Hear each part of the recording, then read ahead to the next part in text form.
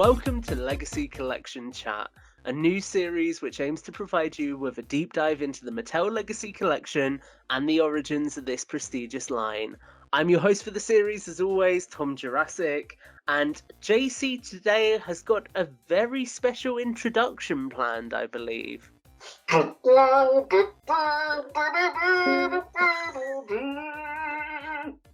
And now we have got copyright struck. I think we're okay. I think I was slightly off key a few bits there. I think we'll I'm not be quite all right. sure slightly is the word. There's nothing quite like belting out a bit of John Williams really badly. I'm just gonna, so you're aware, that clip is going in the trailer. Okay, sounds good with me. How are you doing, JC? Oh, I'm good, yeah, not Good. too bad. Yeah, I'm busy as always. How are you doing, Tom? I am good, thank you.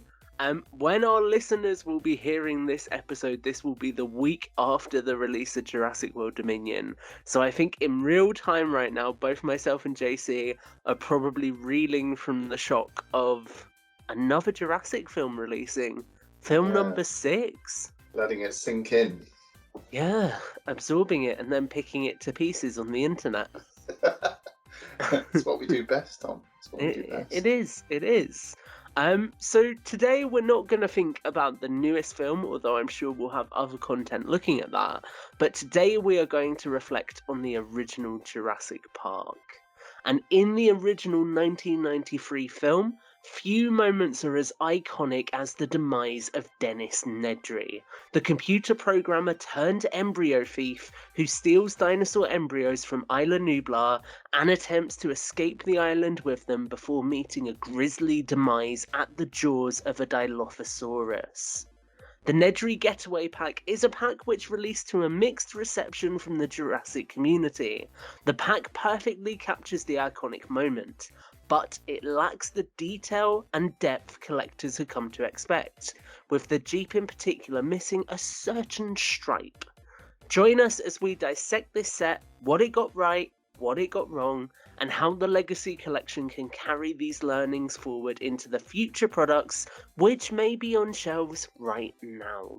So JC, let's start by talking about the presentation of this set. And on paper, this is a perfect classic Jurassic Park playset, right? Yeah, absolutely. It's a dream set. You know, I think Dennis Nedry is kind of like a supporting cast member, really. He's the villain of the thing, but he's not front and center. So it's not like you expect him to have a toy made of him. And this Legacy Collection is the perfect chance to capture that moment with him meeting the Dilophosaurus, and also the Jeep, which is iconic.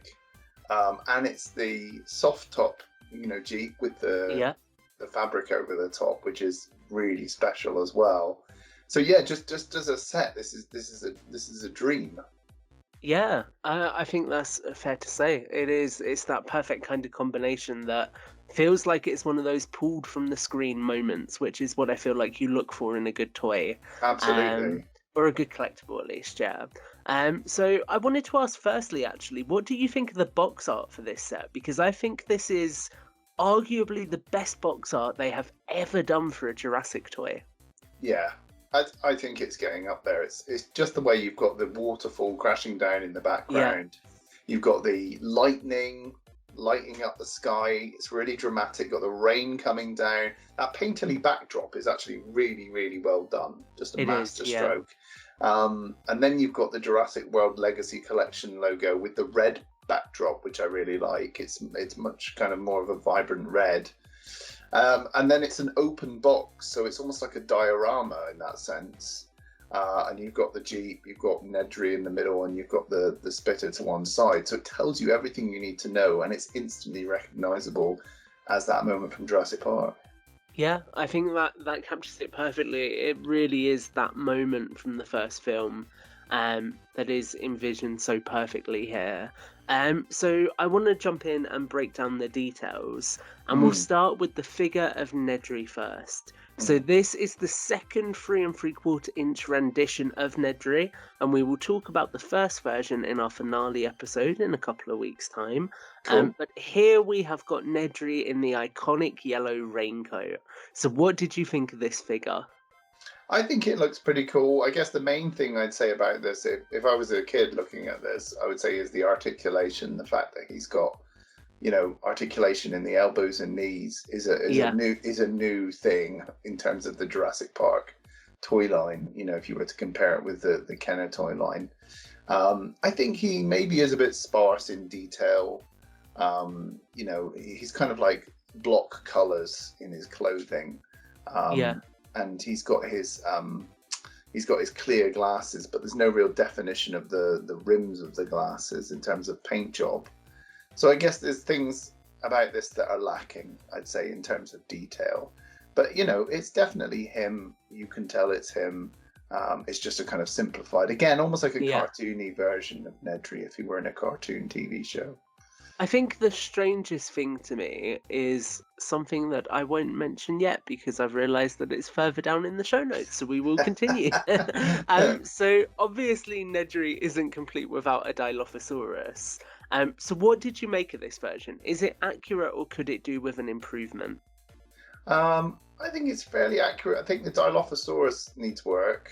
I think Yeah, the paint apps on the Dilophosaurus leave a lot to be desired. I think yeah. if we go back to the Legacy The six pack. ensemble set, yeah, Yeah, with Alan Grant, I think that's a better Dilophosaurus. And actually, it's a shame because when you look back at the Kenner toy line, they nailed the Spitter with that rubber version, which actually spat water. yeah. That was actually a really nice little figure, and it's a shame that we've kind of had a downgrade from that in terms of the accuracy, and also just how it looks in terms of quality. I'd say this looks like a knockoff Dilophosaurus, if I was honest. I think that's a fair criticism. I think it baffles me that they went with this color scheme for the Dilophosaurus when around the same time you had the Amber Collection Dilophosaurus released that's spot on. So Yeah, how they could have used the same source material for both figures, but got this one drastically so different from what you see on the screen just really doesn't make sense to me. no, me Um, neither. and I think this is where this set perhaps really highlights some of the problems with the Legacy collection, which is it wants to feed into the Legacy, but sometimes, and not all the time, because a lot of the time it is fantastic, but sometimes it wants to be a Legacy product, but doesn't give it the attention to detail that it needs to deserve that title, I feel. Yeah, Um, which is a shame because that's what you want from these sets. You want things that feel like they're pulled from the screen. Um, yeah. At the same time, it must be really difficult to make these sets in a yeah, mass manufactured way, um, and a way that will still please the fans. So like we were saying, in the old toys, it was figures sold separately. Here, they're having to actually build quite a lot in one yeah, set. You got the vehicle, the action figure, and the Dilophosaurus. And I know in terms of modern toys, maybe that seems like not much, but actually in manufacturing terms, when it's a licensed product and you've got so much of the money going into just the license itself, to actually mass manufacture something that will please the fans at the same yeah. time, it's really tricky. It's a hard balancing act. And I will say at the end of the day, the licensee signs off on this, right? So Yeah, they are the people who should be capturing that detail and saying, "Oh, you've not got this detail quite right," rather than just letting it pass. So I think Mattel, in many ways, can actually get a free pass here because they're not necessarily the people who are meant to spot those details. yeah, exactly. So let's move on to the Jeep and touch on the sculpt of the Jeep first. For Mattel's first attempt at the cloth-covered version of the Jeep, what did you think of this one? Yeah, I think it's cool. I think the sculpt is quite nice. Um, I'd say, looking at the boxed version, it looks like the actual body paint of the Jeep is a little bit off, like a darker Yeah, color. But the actual soft top part looks really cool, and I like the sculpt. I appreciate the fact that it's kind of sculpted to look like it's kind of got material lumps and bumps in it.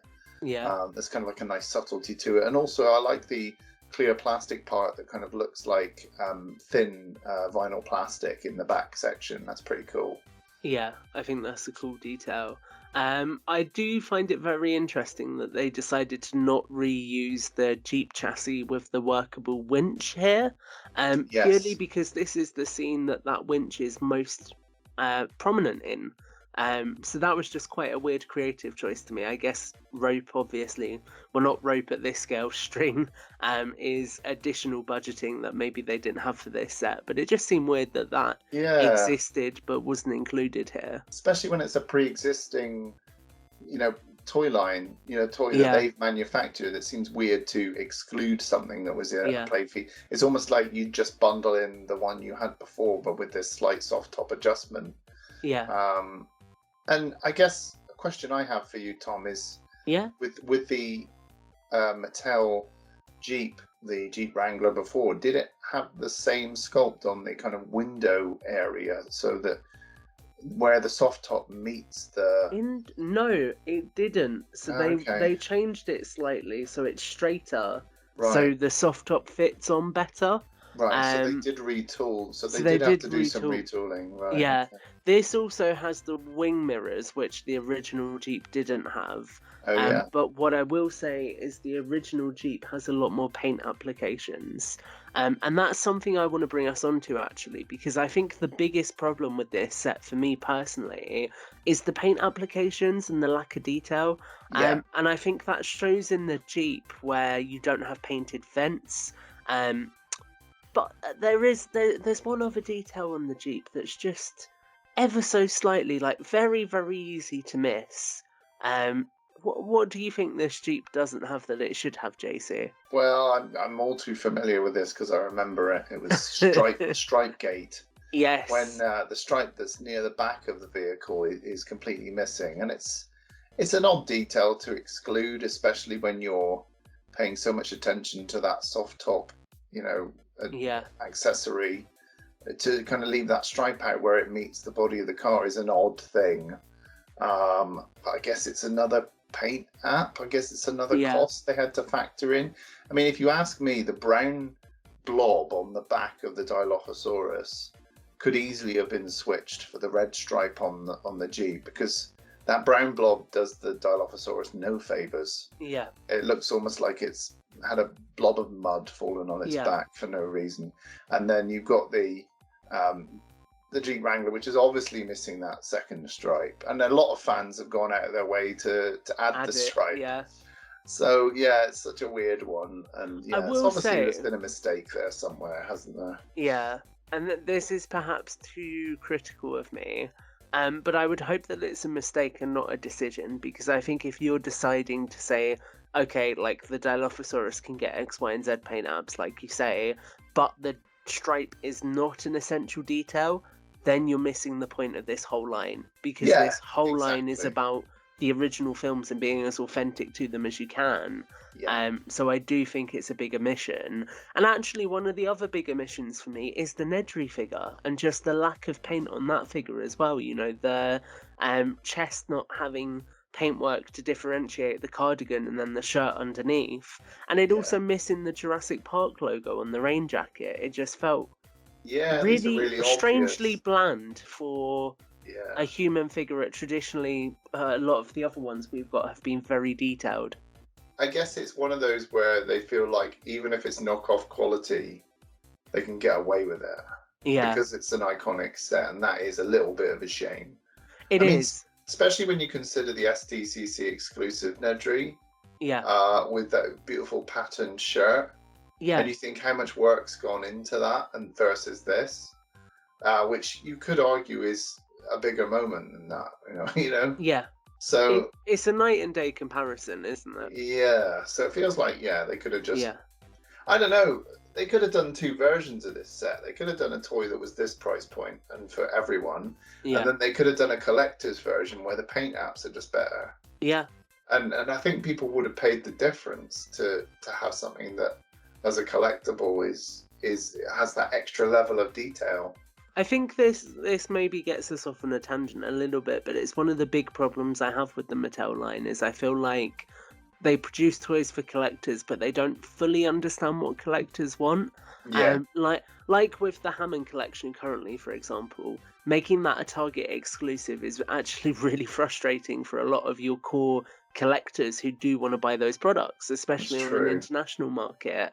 Yeah, So it feels, to me at least, and this would be my critique of the way they approach the line as a whole, is yeah, they've really missed a trick with Mattel Creations. Because you look at getting that Ray Arnold set from that website and the Nedry, relatively easy process to get them. Why can't that be rolled out to more figures more broadly so you have collectors products available on your collectors platform? It yeah. just doesn't make much sense to me. It's true. And actually, there's something really nice about a small, detailed collectible. So, Yeah, like, they don't have to be, you got the amber line, which is slightly bigger, but I don't think necessarily size makes a difference. I think that as long as these things are miniature and detailed and high quality, I think fans really appreciate that. I think yeah, the scale thing doesn't matter so much. What does matter is how much you paid attention to matching the film and how authentic it feels.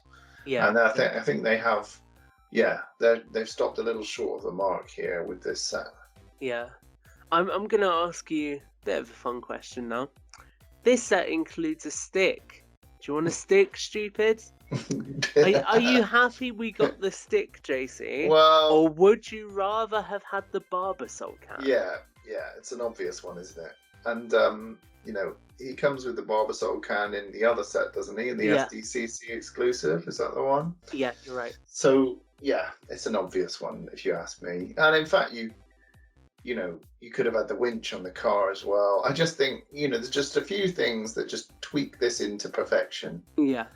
and they've So just been missed. The other thing I would thought would be really cool yeah, is an East Dock sign.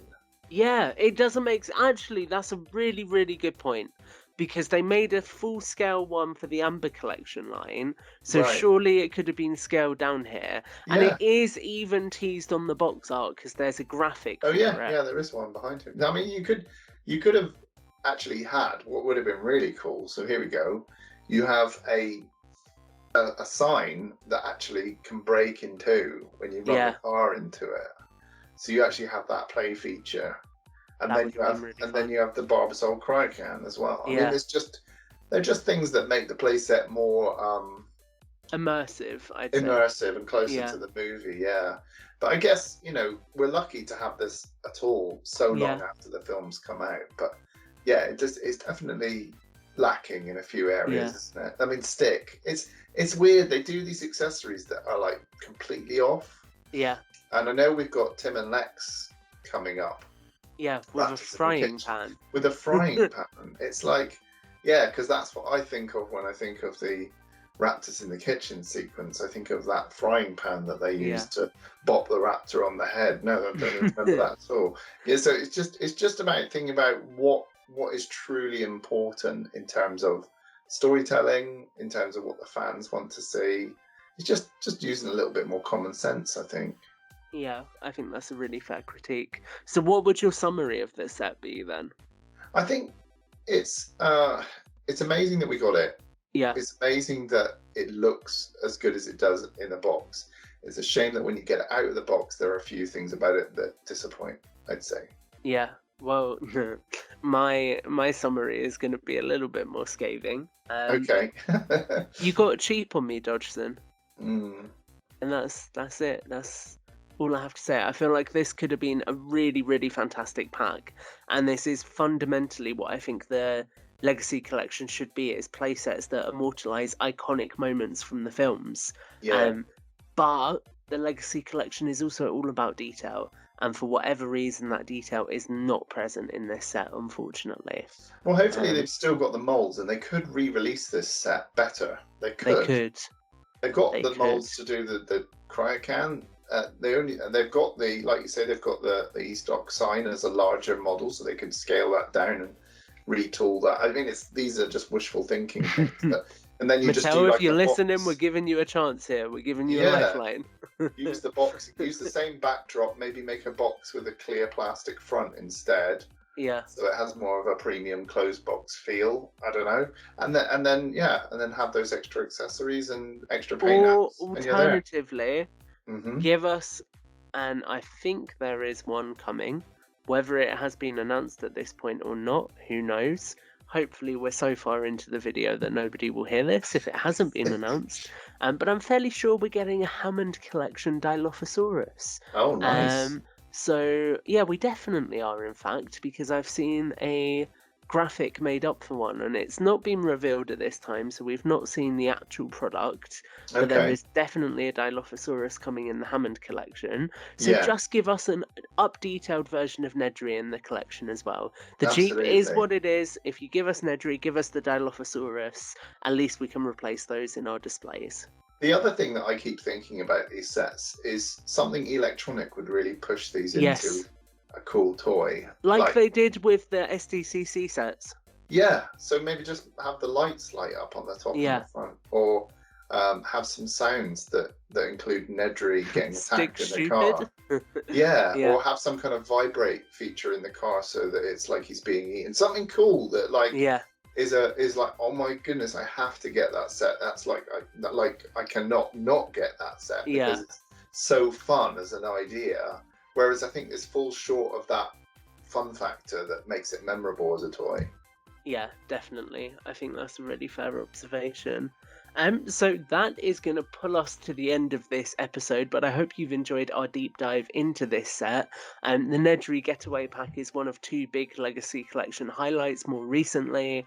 And in our next episode, you will finally get to hear JC's thoughts on the Tyrannosaurus Rex breakout, one of the best Legacy Collection items to date. So very, very excited to have that conversation. So Can't make wait. sure, yeah, it's going to be great. So stay tuned. That will be coming out same time next week. And then we have one more episode after that where we will delve deep into the exclusives released in 2021, 2020, and 2019. So make sure you don't go anywhere because there's still two fantastic episodes to come.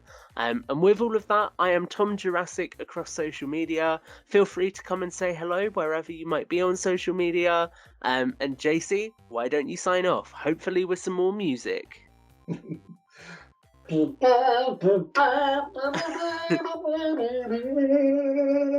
Right. So rate, comment, and subscribe if you can bear more of that. And in the meantime, don't forget to tune in for our next episode of the Legacy Collection Chat.